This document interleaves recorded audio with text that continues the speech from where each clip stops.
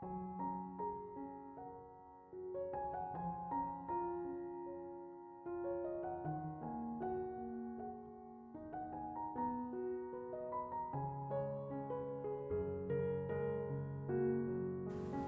Ibu, Saudara-saudari, adik-adik kaum muda yang terkasih, Shalom. Apa kabar hari ini? Semoga Anda semua tetap diberikan rahmat kesehatan. Hari ini kembali saya mengajak Anda untuk mendengarkan dan merenungkan firman Tuhan.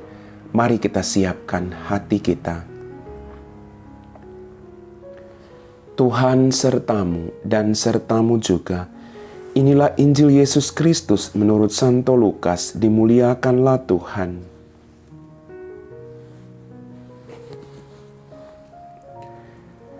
Pada waktu itu Yesus tiba di Yerusalem dan masuk ke bait Allah. Maka mulailah ia mengusir semua pedagang di situ. Ia berkata, "Ada tertulis, rumahku adalah rumah doa. Tetapi kalian telah menjadikan sarang penyamun." Tiap-tiap hari Yesus mengajar di bait Allah. Para imam kepala dan ahli Taurat serta orang-orang terkemuka bangsa Israel berusaha membinasakan Yesus. Tetapi mereka tidak tahu bagaimana harus melakukannya, sebab seluruh rakyat terpikat kepadanya dan ingin mendengarkan Dia. Demikianlah sabda Tuhan. Bapak, Ibu, Saudara-saudari, adik-adik kaum muda yang terkasih. Dalam bacaan Injil pada hari ini kita mendengar Yesus sangat marah karena orang menjadikan bait Allah sebagai tempat berdagang. Maka dalam permenungan saya, kadang kita juga melakukan hal demikian. Ketika kita masuk ke gereja, kadang kita menggunakan pakaian yang kurang sopan. Padahal kalau kita pergi ke pesta, kita menggunakan pakaian sebaik mungkin, sesopan mungkin. Kadang juga kita sudah sampai masuk dalam rumah Tuhan, kita tidak memberi hormat. Padahal di dalam rumah Tuhan ada tabernakel, Tuhan yang sungguh hadir dalam sakramen Maha Kudus. Kita langsung berbicara dengan teman-teman, langsung duduk. Dan yang lebih parah lagi, kita sudah berada di dalam rumah Tuhan, tetapi kita masih sibuk dengan hal-hal duniawi. Masih sibuk chatting, menggunakan HP, tanpa memperhatikan orang di samping kiri kita yang sedang kusuk berdoa. Apakah Yesus tidak marah? Yesus juga akan marah. Karena kita tidak menempatkan diri pada tempatnya. Artinya, kita berjuang ketika masuk rumah Tuhan.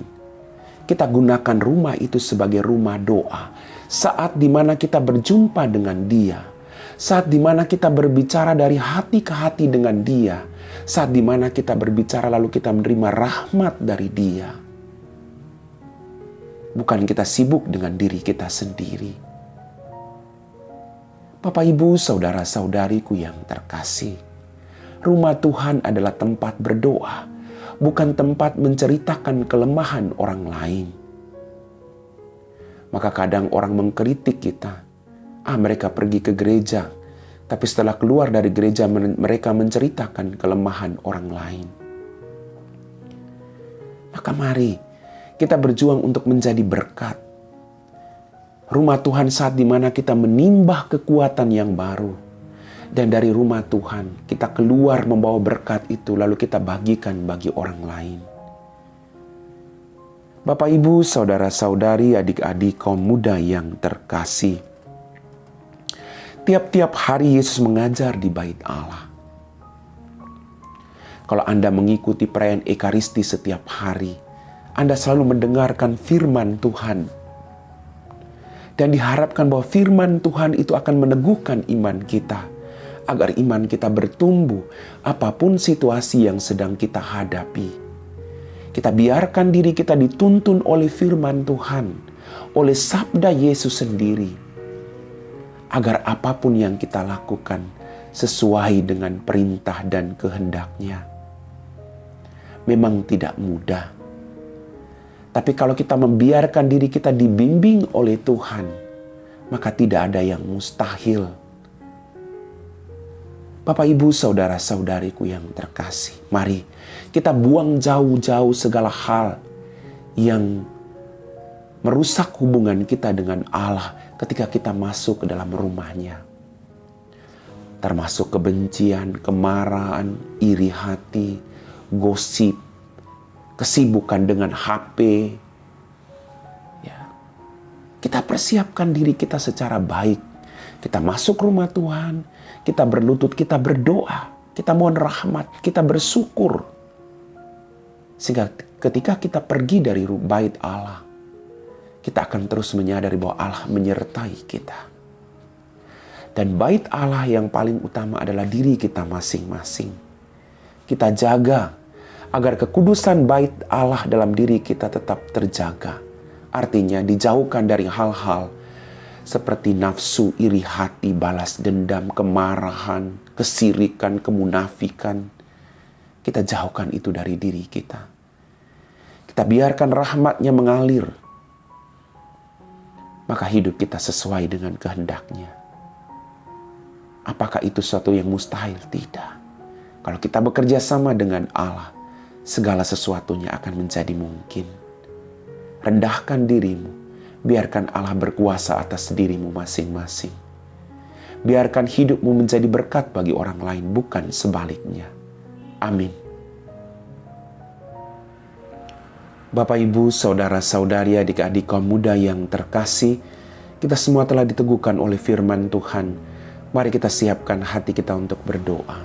Dalam nama Bapa dan Putra dan Roh Kudus. Amin. Ya Tuhan Allah Bapa kami dalam kerajaan surga, terima kasih atas rahmat kehidupan, berkat berlimpah yang masih Engkau berikan kepada kami. Ampuni dosa dan kesalahan kami. Tuhan, pada kesempatan ini kami berdoa bagi mereka semua yang saat ini sedang bekerja. Kau dampingi mereka. Kau berikan mereka rahmat, kesehatan, dan kebahagiaan, serta rezeki yang secukupnya. Bagi mereka yang sedang mencari pekerjaan, jauhkan mereka dari keputusasaan. Bantulah mereka Tuhan, agar mereka boleh memperoleh pekerjaan sesuai dengan apa yang mereka rindukan. Semoga dengan pekerjaan itu mereka menjadi berkat bagi orang-orang yang ada di sekitar mereka. Berkati semua karya-karya kami Tuhan, agar apapun yang kami lakukan mendatangkan berkat bagi banyak orang. Kami puji Engkau Bapa, kini dan sepanjang segala masa. Amin. Tuhan sertamu dan sertamu juga. Semoga kita sekalian diberkati oleh Allah yang Maha Kuasa, Bapa dan Putra dan Roh Kudus. Amin.